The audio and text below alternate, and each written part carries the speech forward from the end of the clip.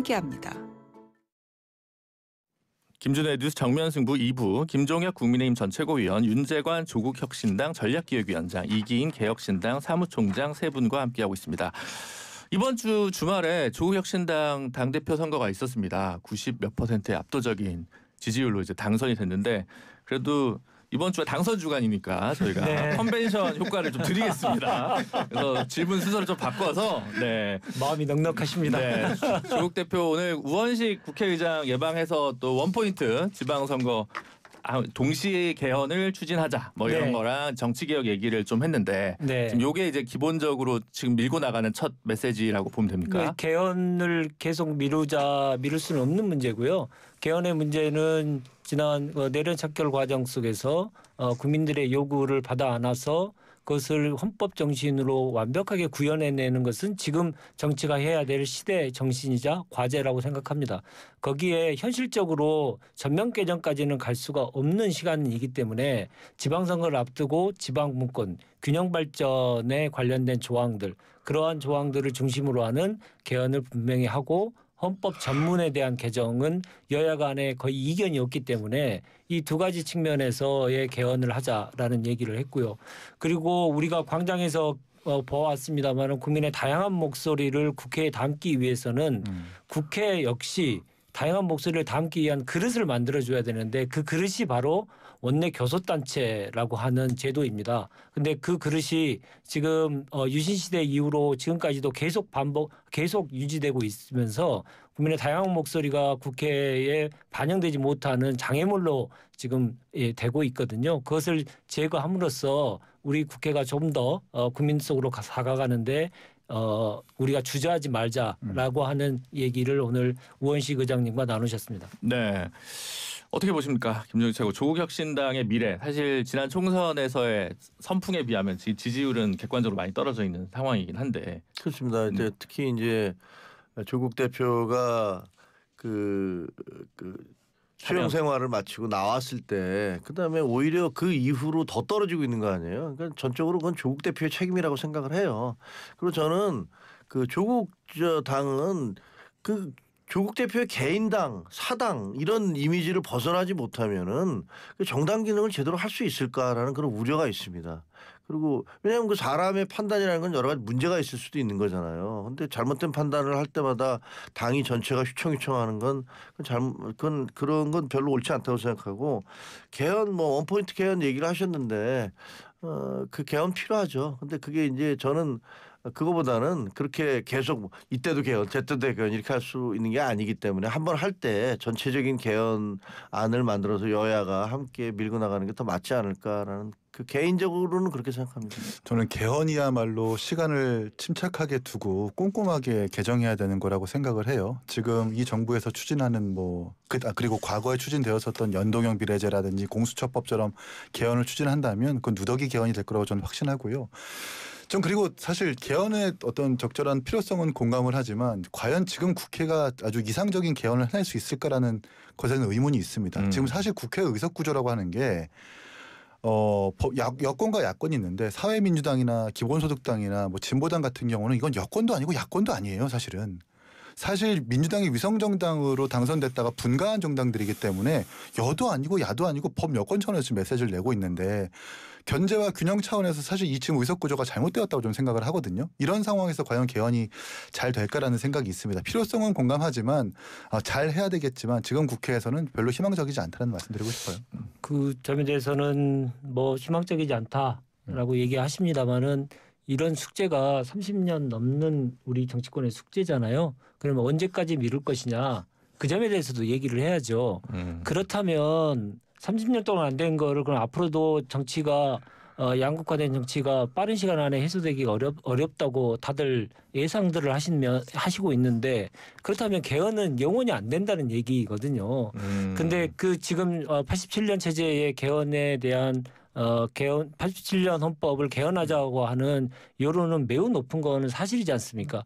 정치가 현실론을 내세우면서 꼭 해야 될 일을 방기하면서 현실을 앞세우는 것은 좀 이제는 그만해야 되지 않을까 생각이 들고 그러나 현실도 매우 중요하기 때문에 우리가 다 인정할 수 있고 그리고 다 거의 합의가 되어 있는 전문 개정 헌법의 전문 개정과 함께 지방선거를 하기 때문에 지방 분권과 관련된 균형발전과 관련된 조항들에 대해서 개헌을 하자 이렇게 현실적인 대안을 제시했다. 이런 말씀 드리고 싶습니다. 근데 실제로 개헌하려면 200석이 필요하잖아요. 말하자면 탄핵에 버금가는 이제 200표가 필요하니까. 그러면 이제 친한계 표랑 개혁신당 표가 필요한데 지금 대변인님이 두 분이랑 잘 지내야 지금 아니, 당연하죠. 여기서 지금 그래서 싸우면 지금 개헌이 안 될 것 같은데. 싸우는 거 아니고요. 네. 개헌연대를 구성해서 네. 대한민국의 육공화국 체제에 머물러 있는 대한민국의 전진을 위해서 함께하자 그런 제안을 하신 겁니다. 네, 강하게 구애를 평소에도 좀 하셔야 될 것 같다는 생각이 들고 조국 대표 지금 장동혁 대표랑 대장동 토론 항소 포기 관련 토론 연다는데 진짜 열리는 거예요? 많은 거예요? 글쎄 뭐 제가 그 실무협상 대표로 선임이 됐는데 저희 당에 그래서 그 국힘에 어제 오늘 계속 요청을 하고 있는데 아직 답을 못 들었습니다. 그러면 지금 그냥 공개적으로 제안만 한 거예요? 그래서 공개적으로 제안하고 네. 제가 어제 월요일이었기 때문에 어제 국민의힘 이 사무실에 제가 방문해서 조속한 시일 내에 실무협의를 거쳐서 빨리 이 토론을 성사시키자. 그래서 그 논의를 시작해야 될 테니까 빨리 하자라고 했고 대표를 선정을 해야 될 거 아닙니까? 네. 협의를 하기 위한 대표 선정과 함께 빨리 이 협상단을 구성하자라고 했는데 답이 없습니다. 네. 이틀 동안 답이 없습니다. 어떻게 보십니까? 답답합니다, 저도. 잘 안 될 것 같아요. 잘 안 될 것 같다. 네, 왜냐하면 별로 일단 정청래 대표 같은 경우는 민주당 같은 경우는 조국 대표한테 굉장히 좀 서운할 것 같아요. 이거 왜 다 대정당 이슈 자꾸 덮어야 되는데 쓸데없이 이걸 또 토론하자 그래서 지금 페이드아웃 해야 되는데 갑자기 주민으로 딱 당겨버려가지고. 그렇죠. 이걸 왜 다시 이렇게 불을 지르는 거야? 이 정무 감독이 도대체 우리 도와주겠다고 하는 거야? 우리 죽이겠다는 거야? 뭐 이런 생각을 할 것 같아요. 제가 정청래 대표라도 그럴 것 같아요. 네. 그러니까 정청래 대표는 그럼 내가 왜 거길 왜 가냐? 뭐 이런 생각을 할 것 같으니까 안 들어가려고 할 것이고 그리고 여기 이제 이준석 대표도 뭐 왜 그렇게 2대 1로 해서 4대 4로 한번 해보지 4명이서 이렇게 말씀을 하시지만 뭐 조국당에서는 그걸 원하지는 않는 것 같고 그러면 이제 결국은 둘만의 토론이 될 것이냐. 근데 그것도 좀 이상하잖아요. 대장동 사건은 왜 조국 대표가 그걸 가지고 얘기를 하죠? 아니 그 문제는 그렇지. 조국 대표가 상관할 부분이 아니잖아요. 그 민주당에서 지금 문제가 되고 있는 건데 왜 남의 잔치에 감나라 대추나라 끼어들어서 본인이 하겠다고 그것도 한동훈 대표하고 하자라고 해서 그쪽에서 오케이 어디서든지 합시다 그랬더니 갑자기 나 말고 내 변호인하고 대신 나가고 이랬다가 뜬금없이 또 며칠 지나니까 그 장동혁 대표랑 하자 이렇게 얘기를 한 거잖아요. 그래서 저는 이거 굉장히 조국 대표가 정무적으로 판단을 잘못하셔서 이것도 엉뚱한 좀 속된 말로 똥볼을 찬 것 같다라는 느낌이 들고 그래서 이거 흐지부지 될 것 같아요. 그냥이 안 될 것 같다. 되기를 소망하시는 거 아닙니까? 아니 저는 전혀 아니죠. 근데 국민 앞에서 네. 양당의 공당의 대표가 약속을 했지 않습니까? 했으면 좋겠어요. 네, 하자라고 했는데. 네. 근데 김종혁 최고 얘기는 똥볼이란 단어까지 나오시니까 이재명 평소와 좀 대통령, 다르시네요. 정성호 장관, 그다음에 정청래 대표는 이거 안 좋아할 거다 이 얘기잖아요. 굉장히 안 좋아할 것 같고요. 한동훈 대표 입장에서 보면 이거 그 매우 난감하셔가지고 저런 격한 표현까지 쓰시는 거 아닌가 생각이 드는데. 왜 난감해요? 그렇게 양당의 대표가 주요한 현안과 관련돼서 토론하고 정당들 간에 토론하는 문화들을 만들어내고 그것을 통해서 국민들께서 판단하시게 하는 것은 매우 중요한 계기인 거죠. 근데 지금 양당이 거대 양당이 잘 안 되고 있지 않습니까? 알겠습니다. 알겠습니다. 정당 간의 대화의 물꼬를 트는 세빙선의 역할을 조국혁신당이 하는 거에 대해서 사실은 국민의힘에서도 고맙다고 하셔야 될 일입니다. 이준석 대표는 참전할 생각이 있는 거예요, 없는 거예요? 이준석 대표는 아무 말도 안 했어요. 가만히 있었어요. 가만히 있었다. 열심히 의정활동하고 네. 동탄 선거하고 당 운영하고 있었는데 최고위원 일부에서 이거 다른 당까지 참여시켜가지고 해야 되는 거 아니냐는 그 말을 마치 이준석 대표가 했었던 한 말인 것처럼 해가지고 이준석 대표한테 뭐 숟가락 얹지 말라고 신정식 의원이 얘기하던데 그런 그런 말을 한 적이 없는데 무슨 숟가락을 얹어요. 그러니까 조국 혁신당도 좀 자제했으면 좋겠다. 너무 들떠 있는 것 같아요. 네. 그리고 혹시나 이 토론을 하면은 조국 대표님께서 사실은 이 대장동 일당들에 대한 몰수 반드시 해야 된다라고 커밍아웃 하려고 이런 토론을 하려고 하는 건 아닌가라는 생각도 드는데요. 단순하게 이 사건을 바라보시는 분들, 이걸 사실을 곡해하시는 분들에게는 그렇게 보일 수도 있으나 생각을 해보십시오. 검찰의 무조건적인 항고 이러한 것으로 해서 피해보는 국민들이 얼마나 있어요. 이 제도를 그러면 어떻게 바꿀 것인지, 그리고 기소하고 수사하는 과정 속에서 검찰이 사건을 조작하고 했던 내용들이 다시는 벌어지는 않아야 될 일이기 때문에 그런 내용들에 대해서 국민들께서 알 수 있는 그런 기회를 갖는 것은 그게 조국 혁신당이냐 어느 당이냐가 문제가 아니고 지금 대한민국 정치를 하는 사람들이 꼭 국민들께 설명드려야 될 내용입니다. 마지막 첨언을 하자면 한동훈 대표가 제안했는데 그걸 거절했었던 게 조국 대표였고 또 이준석 대표는 아무 말도 안 했는데 이준석 대표 배제한다는 걸 보면은 어쨌든 좀 만만한 상대를 골라가지고 토론을 하겠다는 의도로 좀 보여지는데 네. 혹시나 그런 게 아니었으면 좋겠고 좀 정치를 대국적으로 하셨으면 좋겠다는 말씀을 드리고 싶어요. 그런 게 아니길 바랍니다. 근데 이게 느낌은 약간 캐스팅 설마 무성하고 제작에 못 들어가는 영화처럼 될 것 같다는 생각이 들기는 하네요. 아니요. 그렇게 돼서는 안 되죠. 솔직히. 장동 대표가 받아야죠. 정치인의 말이 이렇게 깃털처럼 가벼워서는 안 되는 거죠. 그걸 꼭 실천에 되도록 계속 협상을 잘 할 것입니다. 아니 그럼 조국 대표는 본인이 한동훈 대표하고 하자고 그랬으니까 둘이서 하면 돼요. 한동훈 근데 대표가 하자고 했더니 안 하겠다고 빠졌잖아요. 한동훈 대표가 지금의 그러면? 대표성을 갖고 정치 집단의 정당의 대표성을 갖고 얘기를 하셔야죠. 아니, 알겠습니다. 네, 여기까지 하죠. 네, 개헌은 어려울 것 같은데요. 좀 정무적으로 접근해 주세요. 저는 개헌을 지지합니다. 개헌은 개헌이고 이거는 이거고. 이견이 있는 부분에 대해서는 서로 간에 각자 얘기하지만 국민을 위해서 꼭 해야 될 일, 우리가 합의할 수 있는 내용들은 전진해 가고 하나하나 매듭을 지어가는 게 정치 아니겠습니까? 알겠습니다. 특검 얘기로 좀 넘어가겠습니다. 사실 특검 얘기를 오늘 할 생각이 없었는데 언론에서 빵빵 단독을 지금 터뜨리고 있습니다. 그 내란 특검에서요. 첫 번째 김건희 여사와 박성재 전 장관 이제 커뮤니케이션 내역을 이제 압수수색을 해서 확인했다는 건데 하나는 박성재 전 장관이 명태균 공천 개입 관련 검찰 수사 보고 요거를 지금 전달한 의혹이 있다라고 하는 부분이 지금 보도가 된 부분이 있고요. 두 번째로 김건희 씨가 박성재 장관한테 김혜경, 김정숙 수사 왜 안 되고 있냐. 그리고 내 수사는 어떻게 되고 있냐 해서 영부인 3종 세트와 수사와 관련된 이제 이야기를 물어본 게 있습니다. 그래서 이것도 지금 언론사에서 지금 보도를 하고 구체적인 내용은 아마 오늘 저녁 시간에 좀 나올 것 같은 상황인 것 같은데요. 이거 어떻게 보시는지 김종혁 최고부터. 네. 두 사람 사이에 그 텔레그램 그 대화가 확보됐다 이런 얘기잖아요. 네네. 근데 뭐 부적절하죠. 이거 여사가 법무부 장관한테 다른 사람도 아니고 본인이 직접 법무부 장관한테 내 사건 어떻게 돼가고 있어요라고 물어보는 것도 정말 기상천외한 일이고 거기다가 그 무슨 김혜경 여사하고 김정숙 여사 수사를 왜 안 하느냐. 이게 좀 너무 어처구니가 없어서 근데 이게 실질적으로 무슨 텔레그램에서 이런 대화가 오갔다면 굉장히 부적절하고 명태균 공천 개입 사건과 관련된 수사 보고서를 또 그 김건희 여사한테 당시의 여사한테 이 전달했다라는 것도 이거는 말이 안 되는 얘기잖아요. 네. 이게 왜 보고를 해야 되죠? 이분이 상사예요? 이분이 국민이 뽑은 대통령이에요? 그러니까 전혀 좀 진짜 보면은 공사구별이 제대로 안 되고 그 온갖 데에 개입을 해서 결국은 이렇게 나라를 뒤집어 놓은 거 아닙니까? 네. 그 또 다른 어떤 하나의 그 현장을 보고 있는 거 아닌가라는 생각이 들어요. 네.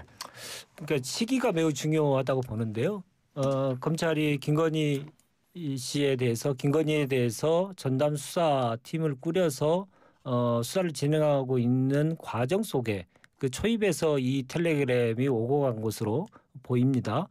그렇게 이제 언론 보도가 나왔는데 그렇다고 한다면 사건에 직접적인 개입을 여사가 한 것이고 우리가 전 국민이 다 알고 있듯이 김건희 수사는 윤석열 정권 하에서 어떻게 말아먹었는지를 국민이 다 알고 있지 않습니까? 그래서 결론은 김건희의 뜻대로 이루어졌기 때문에 박성재의 김건희 수사에 대한 개입 여부에 대해서 분명하게 밝혀내야 될 것이다 생각하는데 문제는 지금 재판부입니다. 김성재와 관련돼서 2번이나 구속영장이 청구됐는데 다 기각이 됐어요. 2번 다. 이런 걸 본다면 지금의 영장전담 판사들의 판단들이 정말 잘못된 게 아닌가라는 생각들과 함께 내란 전담 재판부가 구성해야 된다라고 하는 여론 이런 여론들이 더 커지지 않을까 그렇게 예상합니다. 그러니까 이제 특검이 특검을 압수수색한다라는 게 되게 웃긴 것 같이 보이잖아요. 근데 그 내용을 좀 뜯어보면은 사실 김건희 특검에서 이미 압수수색 핸드폰을 뭐 제출받았기 때문에 그걸 내란 특검에서 확보를 하려면 압수수색 영장을 발부받아가지고 집행하는 방법밖에 없다고 하더라고요. 그렇죠. 네. 이런 부분들은 우리 국민들께서 오해하지 않으셨으면 좋겠다는 말씀 드리고 싶고, 근데 전 또 반대로 이걸 사실 김건희 특검에서 다뤄야 될 일이지 이걸 갖고 내란 특검에서 다뤄야 될 일인가 이런 생각도 들어요. 이게 과연 계엄의 가담한 정황으로 볼 수 있느냐? 그러니까 이원석 총장의 뭐 사의를 표명해가지고 뭐 김건희 여사 때문에 뭐 결국 수사팀이 교체됐다라는 그 지라시를 박성재 장관과 오고 갔다라는 그 정황을 포착해가지고 뭐 이렇게 압수수색했다라고 하는 건데 이거 사실 내란 특검에 다뤄야 될 일인가? 저는 김건희 특검에 오히려 다뤄야 될 일이라고 생각을 하거든요. 뭐 이런 생각이 있습니다. 네, 그렇긴 하죠. 이건 사실 내란죄 자체랑은 관계가 없는 그러니까요. 별도의 직권남용은 아닌데 어쨌든 제가 과문해서 그런지 모르겠지만 네. 특검과 특검끼리 뭐 자료협조나 이렇게 수사 공개 같은 게 잘 안 되나 봐요. 네. 이런 부분들을 잘 이른바 좀 가르마를 잘 탔으면 좋겠다는 생각이 이 드네요. 김건희 특검은 진짜 하는 일이 너무 많아서 이거를 보고도 거기까지 손을 지금 못 대고 있는 게 아닌가라는 생각도 들고. 네. 그러니까요. 그래서 아까 영장 기각이랑은 좀 관계가 좀 직접적이진 않을 수도 있겠다라는 생각은 좀 들기는 하더라고요. 그리고 이제 그 전에 내란 특검은 이 자료를 이제 받지는 못했으니까 하나 더 얘기해 보죠. 지금 법원행정처에서 지난번에 이진관 판사 모욕했던 그 김용현 장관 그 변호인들을 이제 고발 조치하고 그리고 이제 대한변협에 징계 개시 청구를 한 것이 보도가 됐습니다. 반면에 김용현 변호인단 이하상 변호사 같은 분들은 이준관 판사를 고소하고 위자료 소송까지 청구했다는 소식입니다. 이 장면 어떻게 보시는지? 아니 저는 뭐 기자 생활도 꽤 오래 했는 30몇 년 동안 했는데 그 변호인이 재판관에 대해서 이런 식의 그 상소리와 막말을 퍼붓는 거는 처음 봤어요. 그리고 논리적으로 봐도 이분들이 그 다음 재판부에 가서 그 주장한 거 보면 정말 기가 막히더라고요. 아, 우리가 피해자니까 김용현 장관에 대해서 보석을 해달라. 그렇게 요구를 하고 있잖아요. 재판부가 다툰 재판부는 이진관 재판부인데 네. 그 한 뭐 판사님 하는 재판부에 가서 왜 거기 엉뚱한 데 가서 그런 얘기를 하는지 그런 거래를 하겠다고 얘기하는 건지 그리고 판사를 상대로 대놓고 거래하자라고 얘기하는 것도 진짜 이해가 잘 안 되고 그 제가 보기에는 그 김용현 장관도 그렇고 그 윤석열 전 대통령도 그렇고 변호인들을 완전히 잘못 선택하셨어요. 이분들이 계속 상황을 그 자기 의뢰인을 위해서 좋게 가는 게 아니라 자기들 장사하는 것 같아. 예, 자기들 정치적으로 장사하고 뭐 자기들 지지자들한테 막 그 내가 이런 일 했습니다라고 내세우고 그 굉장히 좀 이상한 일들이 벌어지고 있다. 의뢰인의 이익에 반하는 거 아니냐라는 말씀이었고요. 윤재관 위원장님. 네, 맞는 말씀입니다. 누구를 위한 변호사인가? 변호사 맞나? 예, 변호사가 아니고 오히려 이 일을 그르치게 하는 촉매제 역할을 계속 하고 있는 건데요. 저기 방귀 뀌는 놈이 성낸다라는 이런 말이 있는데 딱 그 짝이 아닌가 싶습니다. 그러니까 법정 모독을 했던 사람들이 사실은 뭐 대한민국 사회에서 이제 퇴출돼야 되는 사람들이고 이 사람들은 변호사 자격도 박탈해야 되는 그런 사람들인데 이런 사람들이 또 법기술을 이용해서 여러 가지 또 노이즈를 계속 일으키는 문제가 정말 큰 문제가 아닌가 생각이 들고요. 네. 변호사는 변호사답게 해야 될 텐데 자기 정치를 들어야 될 것 같고 예. 이기인 총장도 거의 같은 생각이라는 말씀을 전하면서 스프링클프 시간 여기까지 하도록 하겠습니다. 지금까지 김종혁 국민의힘 전 최고위원, 윤재관 조국혁신당 전략기획위원장, 이기인 개혁신당 사무총장이었습니다. 감사합니다. 고맙습니다.